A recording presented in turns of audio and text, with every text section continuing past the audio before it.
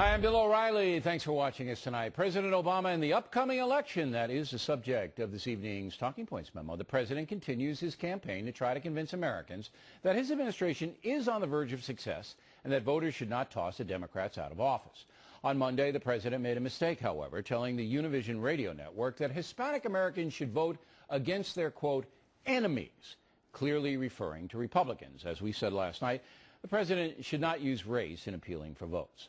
Now, yesterday, Mr. Obama talked to Jon Stewart in the hopes of mobilizing young voters. How did we go in 2 years from hope and change, we are the people we've been looking for, to, you're not going to give them the keys, are you? You know, are you disappointed in how it's gone? Are you surprised that other people, even your base, can be disappointed? Or do you reject that narrative? You know, look, when I won and we started the transition, and we looked at what was happening in the economy, a whole bunch of my political folks came up and said, you know what, enjoy this now, because 2 years from now, folks are going to be frustrated. And that is, in fact, what's happened. But having said that, I look over the last 18 months, and I say we prevented a second Great Depression.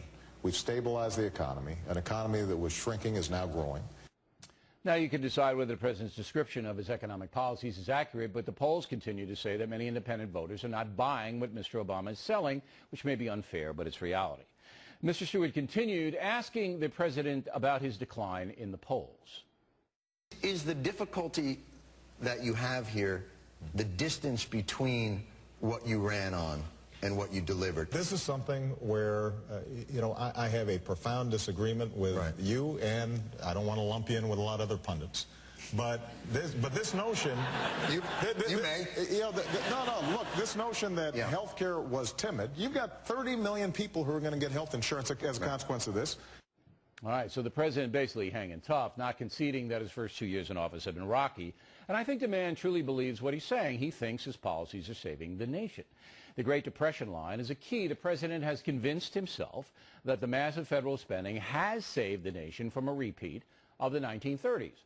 Of course, that's impossible to prove one way or the other. Therefore, it is a pure political play. Now, next Tuesday's vote will be fascinating. In the space of just 2 years, the country has gone from electing a charismatic newcomer to perhaps rejecting his entire agenda. Think about it. That is a stunning turn if it happens. In my lifetime, this is one of the most interesting elections I've seen. And that's a memo.